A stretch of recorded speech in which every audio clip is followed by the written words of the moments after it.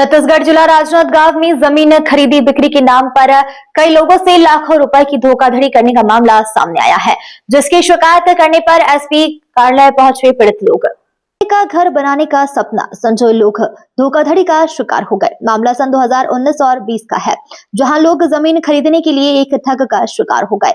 न जमीन की रजिस्ट्री हो पाई और न ही पैसा वापस मिल पाया। एसपी कार्यालय पहुंचे पीड़ितों ने बताया कि सहदेव नगर निवासी सईद खान नामक युवक ने शहर के अलग अलग जगह जमीन को अपना बताकर कई लोगों से स्टाम्प में बकायदा जमीन की खरीदी बिक्री करने का पक्का सौदा किया था, लेकिन आज तक उनको जमीन की रजिस्ट्री नहीं मिल पाई है, न ही पैसा मिल पाया है।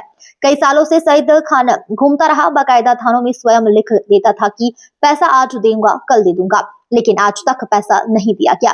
कई लोग इसके शिकार हो चुके हैं, जिनको आज तक भी रजिस्ट्री नहीं दी गई है। पीड़ितों का आरोप है कि स्टाम्प में इकरारनामा करके लाखों रुपए लेकर डकार लिए गए हैं, जिसकी शिकायत करने पर पीड़ित लोग एसपी कार्यालय पर पहुंचे। वहीं एसपी अंकिता शर्मा ने पूरे मामले की जांच कराकर एफआईआर करने की बात कही है।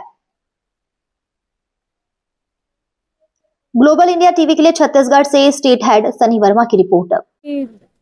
कुछ लोग प्रार्थी के रूप में आए हुए थे 2019 में। इनका जो बताए हैं उनके अनुसार 2019 में किसी ने कोई पर्टिकुलर जमीन दिखा के उनसे पैसे लिया है, जबकि वो जमीन वास्तव में उनकी नहीं थी। तो उन्हें थाना भेजा गया है, एक बार उसकी तस्दीक कर लेंगे। यदि ये घटना सत्य हुई तो उस पर तत्काल एफआईआर किया जाएगा। क्या है?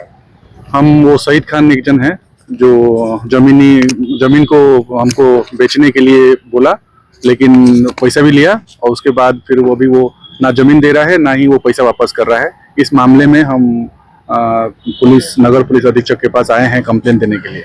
कितना जमीन था, कितना पैसा लिया? 1000 स्क्वायर फीट का जमीन को बेचने के लिए मतलब मुझे बेचने के लिए उसने करीबन 2,30,000 रुपये लिया है। 2,50,000 का सौदा हुआ था। तो क्या कुछ लिखा पड़ी आपके पास? जी, लिखा पड़ी है।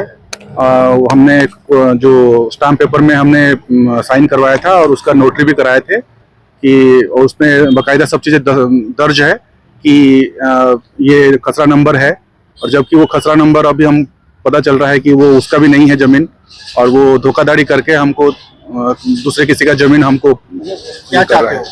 हम चाहते हैं कि वो हमारा पैसा वापस करे, और जो भी हम उसके चलते हम सफ़र कर रहे हैं, जो हमको परेशानी हुई है, वो उसका हमको न्याय मिले करके। पूरा नंबर?